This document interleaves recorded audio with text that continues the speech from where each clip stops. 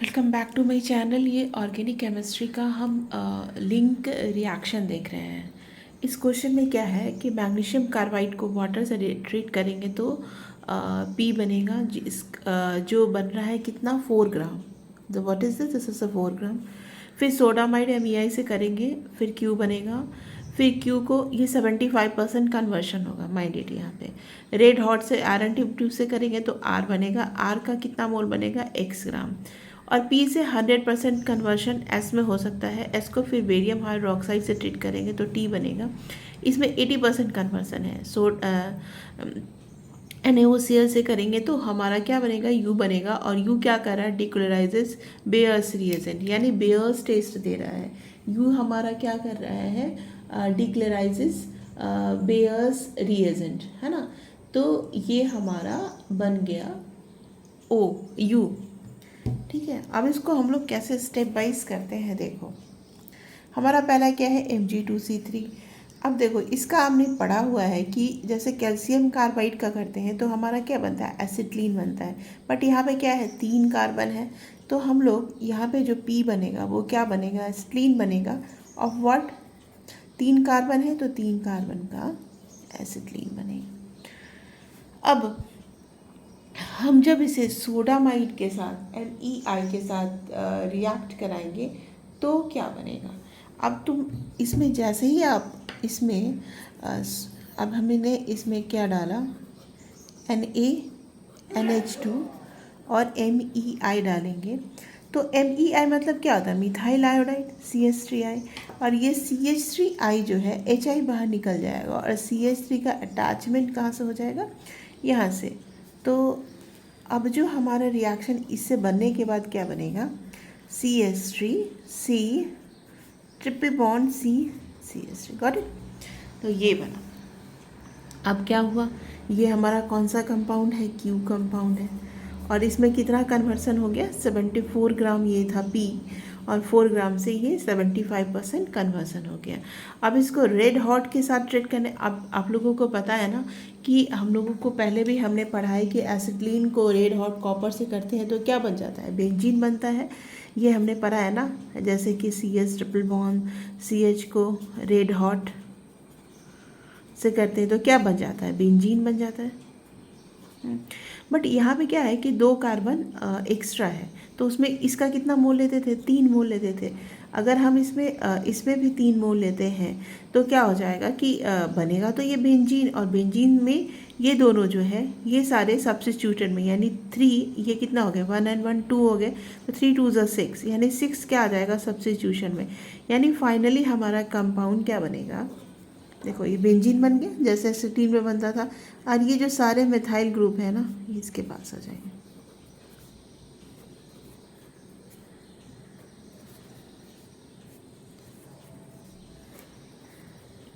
और ये कितना बनेगा, x ग्राम बनेगा। और यही x का हमको वैल्यू पूछा जा रहा है कि ये x का वैल्यू क्या होगा। ठीक है, जो x ग्राम बनेगा ना तो इसका वैल्यू क्या बनेगा। अच्छा, एक चीज़ और दिया हुआ, जो P जो हमारा यहाँ बन रहा है ना, यहाँ ने हमने ये बनाया, ये दिस इज़ द P। और P को अगर 100% ये करेंगे, हम लोग किससे रिएक्ट करेंगे, Hg2+ से, यहाँ छुटा हुआ है Hg2+ से। ठीक है, मर्क्यूरी वाला रिएक्शन जो होता है तो Hg2SO पर तो क्या बन जाता है, इससे हमारा क्या बनता है, कार्बोनाइल कंपाउंड बनता है। तो इस केस में भी हमारा क्या बनेगा, एक कार्बोनाइल कंपाउंड बनेगा। और उस कार्बोनाइल कंपाउंड 3 कार्बन है, यहाँ पे C डबल बॉन्ड O डाल दोगे तो क्या हो जाएगा, एसीटोन बन जाएगा। यानी कि हमने अभी हम कहाँ पे पहुँचे हैं, R तक तो हमने बना लिया। अब अगेन बैक आते हैं, इससे हमको बनाना है S। तो S बनाने के लिए हम क्या करेंगे, Hg2+ जानते हैं, हम लोगों को पता है कि ये क्या हो जाता है, इसमें CH3 C डबल बॉन्ड और CH3। अब यहाँ पे अभी मैकेनिज्म लिखने की ज़रूरत नहीं है क्योंकि हमको उससे रिलेटेड कुछ नहीं पूछा जा रहा है। जब मैकेनिज्म रिलेटेड SN1 है SN2 है या कहीं पे लिख देगा तो वहाँ पे हमको ज़रूरत होगा। या इंटरमीडिएट प्रोडक्ट क्या है, जनरली ऑब्जेक्टिव में यही पूछा जाता है, उसमें कौन सा रिएजेंट यूज करते हैं, कौन सा किस तरह का मैकेनिज्म लगेगा वो पूछा जाता है, तो वहाँ पे यहाँ पे हमारा कोई ज़रूरत नहीं है। अब देखो ये आ गया हमारा, इसको क्या बोलेंगे, एसीटोन है। तो ये अब इसको तुम बेरियम हाइड्रोक्साइड से हम लोग ट्रीट करेंगे, तो अब तो मज़ेदार आ गया रिएक्शन। बेरियम हाइड्रोक्साइड लो या NaOH लो, ये सबको रिएक्ट करोगे तो क्या होगा, कंडेंसेशन रिएक्शन होगा। और जिस कंडेंसेशन रिएक्शन को हम लोग क्या बोलते हैं, एल्डोल कंडेंसेशन, इसको हम लोग क्या बोलते हैं, एल्डोल कंडेंसेशन रिएक्शन। अब ये जो एल्डोल कंडेंसेशन हुआ इसको कैसे करते हैं, CH3 C double bond O, एक का कार्ब एनाइन बना दो और ये यहाँ पे अट्रैक्ट कर देगा, ये CH3 इधर है, ये CH3 ये इधर है, और H+ यहाँ आ जाएगा, CH2 माइनस का हो गया, तो ये CH2 माइनस करके इससे अटैक हो गया, और फिर यहाँ पे ये O माइनस है, फिर यहाँ पे क्या आ जाएगा, H+ आ जाएगा, यानी कि ये OH हो गया। अब इसका जो एक्स्ट्रा H है ये और ये OH दोनों मिलके माइनस वाटर निकाल देगा, तो हमारा CH3 C double bond O CH2। अब हाँ, यहाँ पे एक ऐसा भी क्वेश्चन आ सकता है कि मैम ये वाटर निकालने के लिए जो हमारा कंपाउंड होगा, ठीक है, तो ये तो यहीं से निकलेगा, ये कहाँ से निकलेगा, इधर से H नहीं ले सकता बिकॉज यही रिमूवल है और एल्डोल में यही होता है, तो यही निकलेगा C double bond O CH2, फिर यहाँ पे डबल बॉन्ड डाल देंगे एंड CH3, फिर ये CH3, ठीक है, और ये यहाँ पे H। तो ये जो है वाटर हमारा निकल चुका है, और ये जो कंपाउंड जो हमारा बना इसको बोलेंगे T, और T बनने में कितना कन्वर्सन हो रहा है, 80% कन्वर्सन हो गया। अब T को किससे रिएक्ट कराएंगे, NaOC। अब तो क्लोरोफॉर्म वाला पता है ना, ये रिएक्शन किसके लिए यूज़ होता है, कार्बन की संख्या को कम करने के लिए, और ये कहाँ पे अटैक करता है, यहाँ पे। अब ये जो है ना CH3, ये जो है CH3, ये ग्रुप हमारा यहाँ से ख़त्म हो जाएगा, और उसकी जगह जो है हम लोग क्या लिख देंगे, C डबल बॉन्ड ONA, यानी कि ये हो गया हमारा compound ONA and CH2 C double bond O CH3।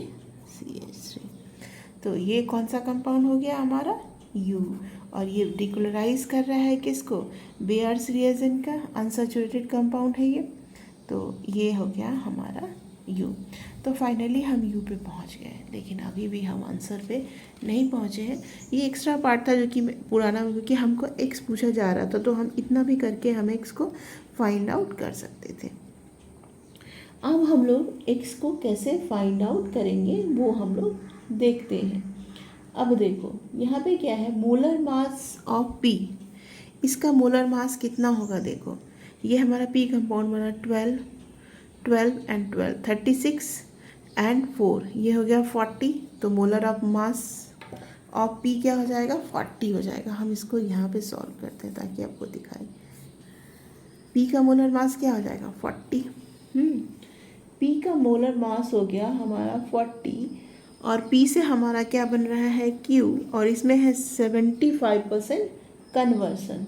इसमें कितना कन्वर्सन है हमारा, 75% कन्वर्शन है, ठीक है। और P जो है हमारा कितना मोल है, 4 है, यहाँ पे weight in gram by molecular weight करेंगे तो 4/40 कितना हो जाएगा, 0.1। 75% कन्वर्सन मतलब 3/4, यानी Q बनेगा हमारा 3/4 इंटू 0.1। बच्चे यहीं पे नहीं गड़बड़ कर देते हैं, यहाँ तक तो याद रहता है, यहीं पे गड़बड़ कर देते हैं। तो ये हो गया हमारा 0.1, पर हमको Q तक तो जाना नहीं है, हमको पहुँचना है अब Q से लेके R तक। अच्छा ये बताओ कि Q हमने कितना मोल लिया था, 3 लिया था, एंड R हमको बना 1 मोल। अब R का क्या होगा, तो ये हमारा Q था 3/4 इंटू 0.1, तो ये तो हमारा Q का अमाउंट था, तो इसमें कितना आ जाएगा, 3/4 इंटू 0.1 हो गया, इंटू इसका 1/3 ये बनेगा, 1/3 कर दिए।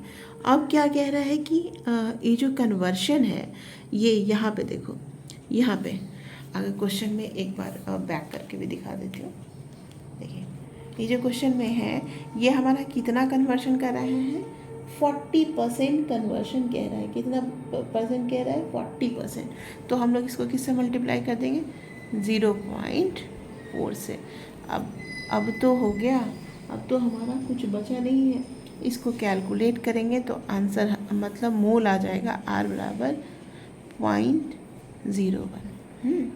और इसका वेट पूछा जा रहा है तो मोल पता है, तो weight in gram by molecular weight, और R हमको यहाँ पे बना है ना।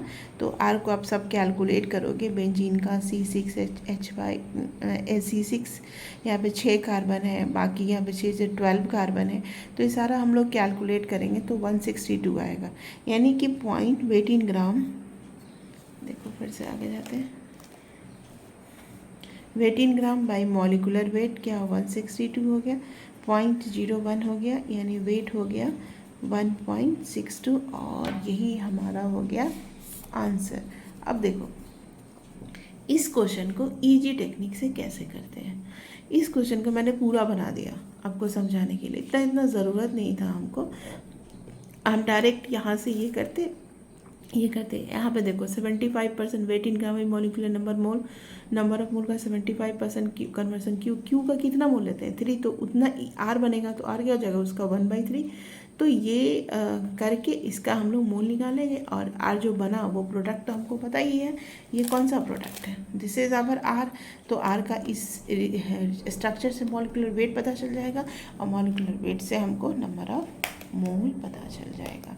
तो ये और के एक क्वेश्चन में बहुत सारे रिएक्शंस थे, बहुत सारे स्टेप्स है, so that's why it is important. Please मेरे वीडियो को लाइक कमेंट एंड सब्सक्राइब जरूर कीजिएगा। आपका एक हेल्प बहुत सारे बच्चों के लिए बहुत सारे बच्चों का रिजल्ट में कन्वर्ट कर सकता है। तो mind it and thank you.